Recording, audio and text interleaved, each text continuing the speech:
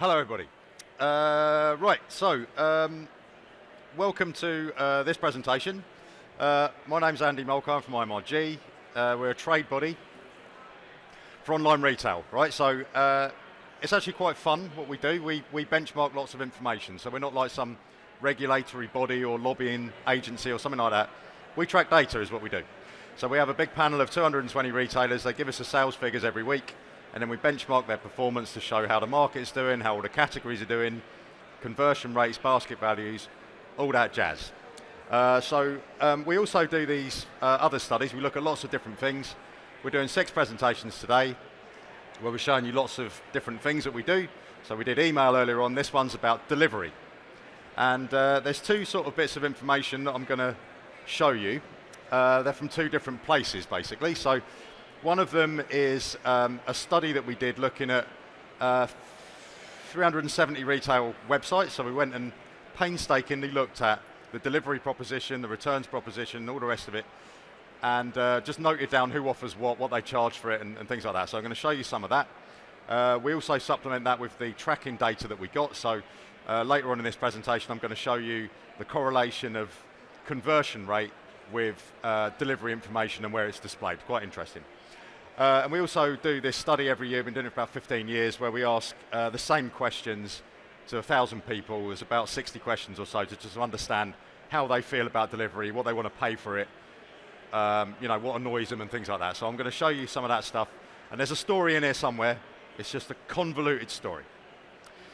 So first of all, this is showing you the distribution of delivery charges, right? So how much do these retailers charge for delivery? So £2, £4, £6, £8 there, right? So you see there's a massive thick line there. So £4 is roughly what people tend to charge. Some charge £3, some charge £5.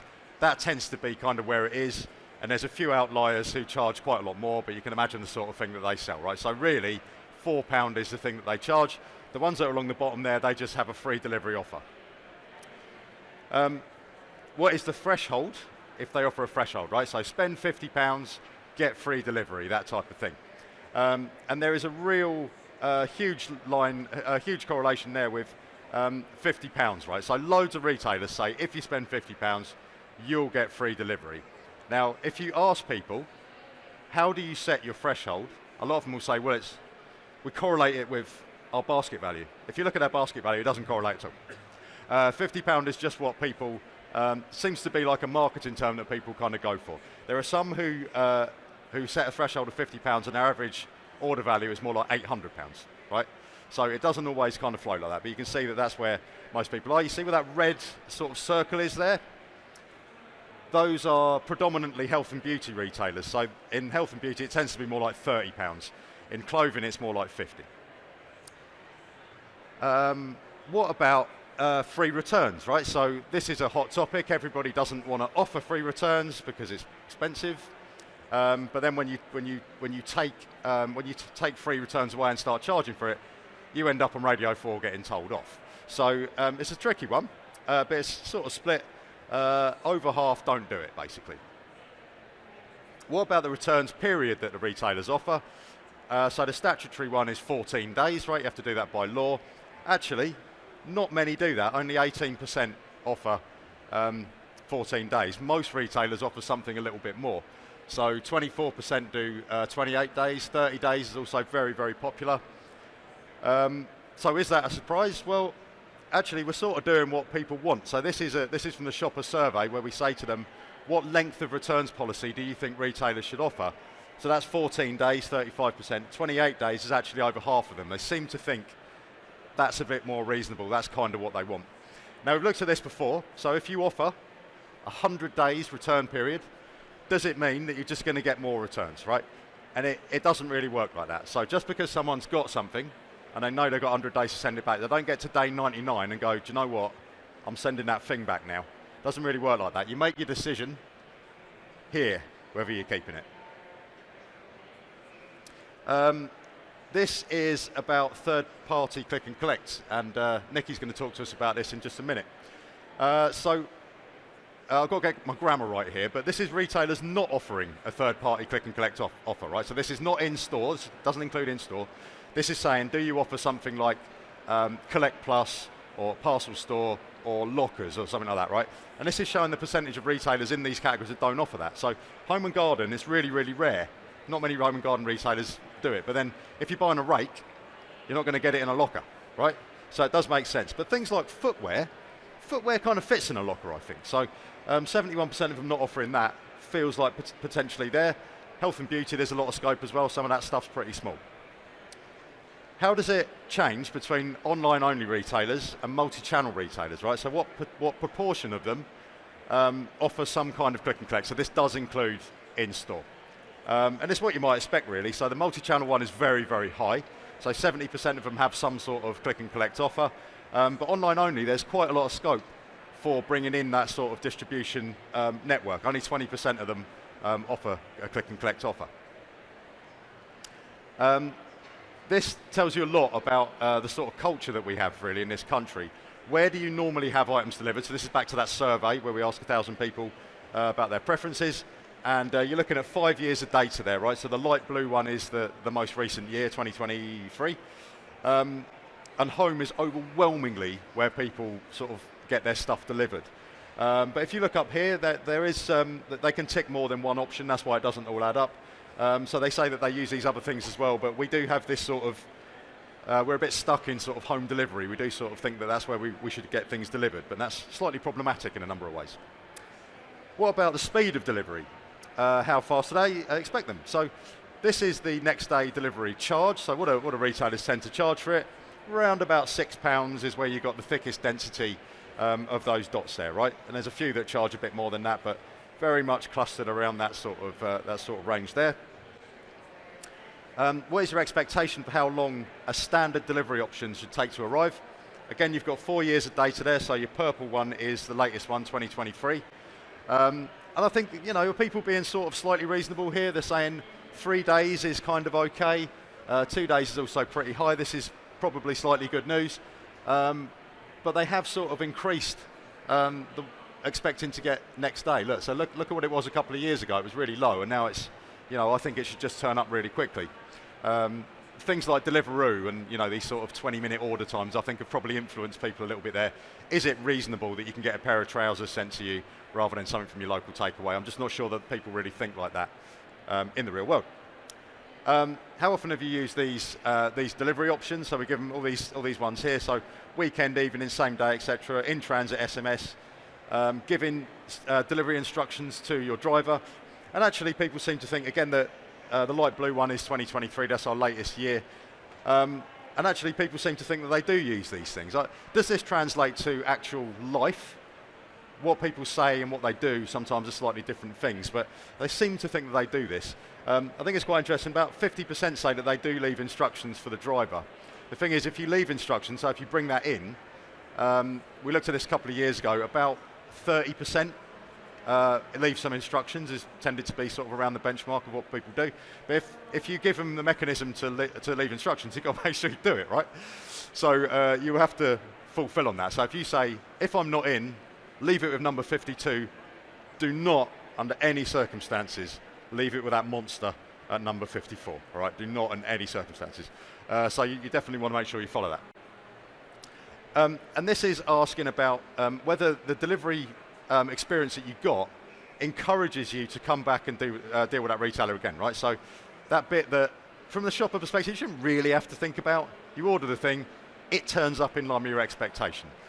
So if that happens, then great. Does it influence? This is a very long view, about 10, 11 years of data you've got here, but basically it's coming down, right? So it's still over half, say, yeah, I think so, but it has been coming down over time. So your ability to really impress somebody just by delivering things to them within their expectation is kind of coming down. But, Nikki, come and talk to us about lockers, because this is a growing area. Hello. There we go. Sorry, slight challenge there. Thank you, Andy. Can I say I'm glad I don't live at number 54, see the monster neighbour.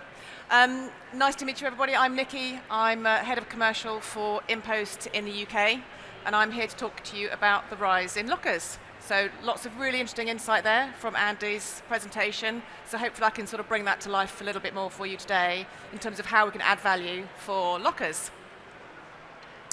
Okay, so if you know anything about InPost, we have a very large footprint across Europe. So very, very well established. We're Polish by heritage. But as you will see, our locker numbers are quite significant across 9 separate markets. We have what's called lockers, which are very familiar to you, but we've also got what's called PUDOs, which stands for pick up drop-off points. So in the UK, we've just reached a milestone of 8,000 lockers and over 2,000 PUDOs. So that's really giving that 24/7 convenience to our consumer. But you can see how we're also expanding across Europe as well. So I'm just going to talk to you a little bit about the growth in lockers. So this is quite an interesting slide in terms of how that's really elevated over the last few years. 2018, you can see it's sort of fairly single numbers, but it's really expanded quite significantly between 2021 and 2023. And I'm going to bring that to life in a little bit, in a few more slides, just to sort of explain why we've had such exponential growth. So this was a study done by DPD back in 2023, I believe it was, to try and understand what the demand was for outside of home delivery. So this is really trying to understand what we call out of home, or anything but home delivery. So to Andy's point earlier, we as a nation are used to having things delivered to home. But we also know that parcels tend to get lost quite a lot with home delivery. So we have something like a 33% rate of parcels getting stolen on doorsteps, or 36% rate apparently of parcels getting damaged with home delivery. So what we were trying to discover is what is the appeal and why are we doing that? Apparently 39% of shoppers across Europe expect to receive a delivery outside of their home. And that demand continues to grow as the consumer has less and less time, particularly going back to the office. A lot of people are having to be in the office now, and if you think about the generations that haven't got that home delivery capability, that is an increasing number. So in 2020, the demand was about 15%. We expect that to rise to 29% by 2025. So if you think about your checkout capabilities today, do you have what's required for a certain generation to have out-of-home delivery? Because what we're saying is actually Gen Zs and millennials are the ones that are expecting to have some sort of out-of-home delivery. These are the ones, to Andy's point about getting your trousers delivered by an Uber driver or whatever it might be, they're not very brand loyal. They boycott a brand if they can't get their delivery quickly and instantly, and they don't want to have them queue, and they don't want to have to wait. So the out-of-home delivery for the Gen Z and the millennials is essential. And they're actually preferring the parcel lockers to PUDO, or pick up drop off. The reason for that is they don't want to have to go in, hand over a piece of paper and talk to somebody. They want to be able to go to the convenience of that locker. Some interesting stats here. I'm not going to read them all out, but this was a survey that we did earlier in the year with Kantar to try and understand what the consumer actually wants. This is really important for you to really think about the future of your checkout. So interestingly, over 64% of the consumers surveyed use the locker at least once a week or more. 58% said they used it at least once a fortnight. That's just a standard habitual behavior for a standard consumer, so that's something to be really tuned into. And under 35s, so nearly 30% of under 35s, their first choice of delivery was a locker. NPS, is everyone familiar with NPS? Net Promoter Score, detractors, protractors. So this is where you have a -100 for detractors or a +100 for promoters. We're at 49, so we're just shy of the 50%, which is outstanding in Net Promoter Score. So that's basically saying the people that are using our lockers are incredibly happy with the service. They want to come back and they expect it to use more frequently, and they'll happily tell their friends about it as well. Okay, so what is it about InPost? Well, if you haven't been to our stand already and used our locker, I would suggest you do that, so you'll understand what it's all about, but I'll come on to that again. So, C2C, this is a consumer to consumer. So let's have a quick show of hands. Anybody a Vinted user or a customer? Okay, what about people that aren't directly Vinted users themselves, but somebody in their household is as well? There's going to be a few, yep, absolutely. So this is, again, vintage just seems to be a household name. And this is really where that chart that we saw in terms of that growth, the vintage customer is very used to using the locker-to-locker service. So that's really what our heritage is, that consumer-to-consumer proposition. Instant returns. So Andy was talking earlier about how the sort of standard rates for returns. So InPost is used with a lot of all the fast fashion retailers. We have hundreds of brands that we're supporting through that instant returns. So much easier to stick it in a locker rather than having to take it back to a store or elsewhere. That's very much one of our heritages as well. But the next new thing that we are launching right now is our what we call our 24/7 collect service. This is our B2C outbound proposition. And the goal is to have InPost on checkout with retailers. So if you buy, for example, on River Island or Zara today, you will have an InPost option at checkout to buy their goods. You can go and collect your River Island top from an InPost locker. And the great news is we've also just launched with Shopify. So we now have a plugin available through the Shopify store. So it's literally a plugin option. You can have InPost as a 24/7 locker solution on your Shopify checkout. That's also available today. So this is something that we are now growing massively. And to Andy's point around what people are used to, the home delivery, and the fashion retailers and the footwear retailers, we've got a lot of work to do to get to work with the footwear retailers to get InPost as their choice of checkout solution. Okay. So we have, I mentioned earlier, over 8,000 lockers around the UK, and that number continues to grow. So every time I do this presentation, the numbers have to increase. We are on a massive trail of getting lockers in the ground. You will find us in all of the prime locations. So think back to the Gen Z and the millennials and where they're likely to be. So you will find an InPost locker at all of the convenience stores, Tesco, Sainsbury's, all of the, as you can see here, we've got a good example of a Sainsbury's store. So with your everyday shopping behaviours, you'll also be able to find an InPost locker. Likewise in the dense locations, so for example the city centres, Manchester, Leeds, London, you'll also find a lot of the local independent stores have an InPost locker as well. Again, making it super, super convenient for the busy workers, people that are just busy in life, to get to a locker rather than having to go to a store. And then we've also got a few pop-up stores as well. We've actually got, this is a shot of a store in Camden. We can actually go into a store and it's just full of lockers. So it has security, you can go in and pick up your parcels as well, just to get that coverage within a sort of a hyper-urban location. So once you see an InPost locker, you will start to see them everywhere. You can't unsee them. So it'll just become something that you're very, very used to. Don't take my word for it. So Trustpilot, if you were to look at InPost on Trustpilot today, you will see our rating is at 4.6. So from a carrier's perspective, we are the UK's #1 preferred carrier. This is all based on customer experience. And if you were to spend any time looking at it, which I'm sure you won't, but I do, what you'll see are the recurring themes that come out is the 24/7, the convenience, ease of use, love InPost, lockers are great. It's just the general recurring theme. And that really does bring in that loyalty.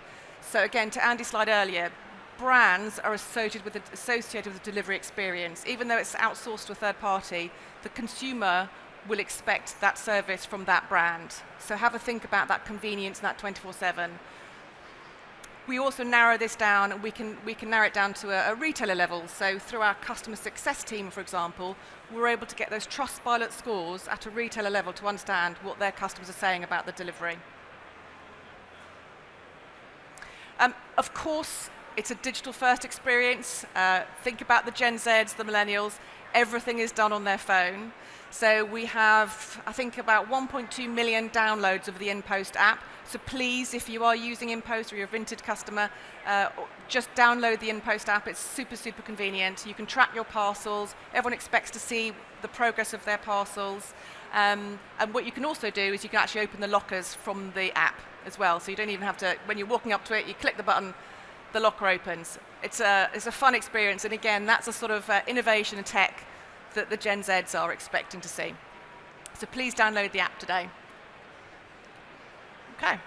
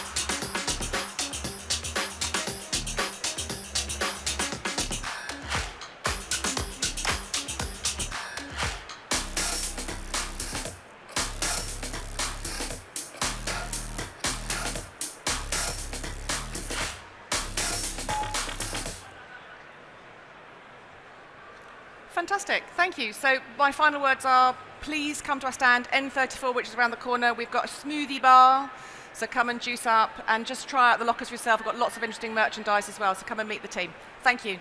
Thank you.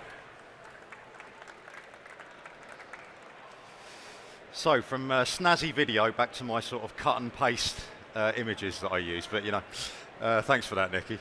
Right, so we're going to look at the correlation of conversion and delivery information now, right? So we noted a few things here, pretty interesting stuff. So this was looking at 167 retailers, and we looked at the number of options that they actually offer, right? So you might think where you reckon the heaviest one's going to be. About a third offer 3 delivery options. Quite a few offer 4 actually. And then you've got a few either side which are maybe not quite as heavy. So it's perhaps as you might expect.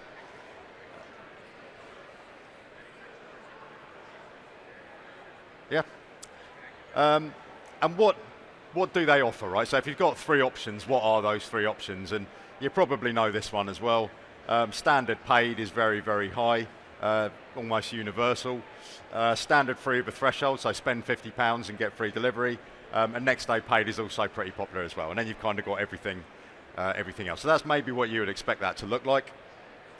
Now, the conversion rate versus the number of delivery options, right? So logic might tell you that if you offer loads of delivery options, so you've got a massive choice, then maybe you would get stronger conversion, right? Does it work out like that? Life, I'm afraid, is more complicated than that. So there are a lot of dots on here, but if that was true, then basically you would have strong conversion here, lots and lots of dots up in this kind of area here. It doesn't really work like that. And these are those averages for it, right? So number of delivery options versus the average percentage. If you're trying to force a pattern, you'd say, well, 5 options seems to have a stronger conversion rate.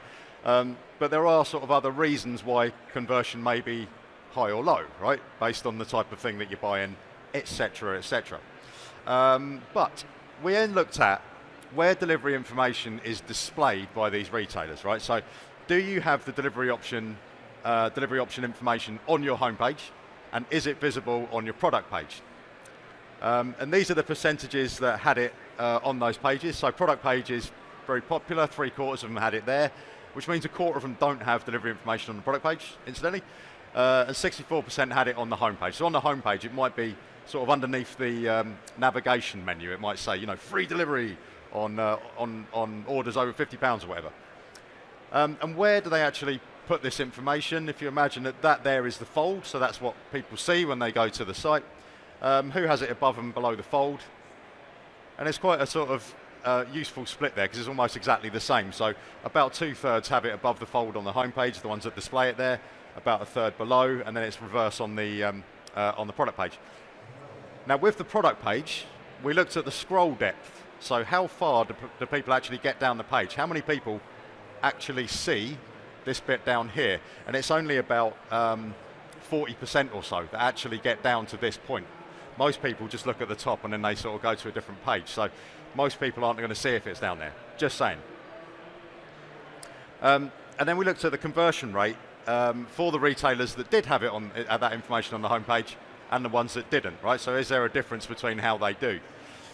And there was a pretty reasonable difference there. So that's 0.4 percentage points, sorry, on 2.8. So that's pretty sizable for the ones that did have it displayed on the homepage. So maybe that gives people a little more confidence. Maybe it gets them a bit further along because they sort of know what's coming at the checkout. This one looks really dramatic, but it's not. So this is ones that had it displayed on the product page, right? So the ones that did are there and the ones that didn't are there. But the difference actually is pretty small, right? 2.65. This is just a very narrow axis that you've got here. So it looks more dramatic than it actually is. There's not really much difference between it. But what about the retailers that had it displayed? So delivery information is visible on both the homepage and the product page. What's the difference between those? And actually that one is pretty sizable. So 0.6 percentage points there on a conversion rate of 2.7% is a big deal. So is there something in that? Again, I would just remind you once more that there are loads of reasons why you might have a high or low conversion rate. That's e-commerce is about getting a high or low conversion rate, right? You can't just put your delivery information there and away you go. But it is something that there does seem to be a little bit of a sign there. Yes, so this was just me showing you some stuff about the market, right? So the market has been in dire straits recently. So this is conversion overall. And what you've got here is 4 years of data. That was 2021, so conversion was higher in 2021. And then as we get into the 2022 and all the sort of economic malaise that we've ended up in, it's completely collapsed, and then it's just not gone up at all. Look at these 3 years here, where it's just not recovered. But last couple of months, it has recovered a little bit, and actually in August, it pushed up slightly ahead of where it was in 2021. And the first 2 weeks of September, after a very miserable period, so this here is traffic.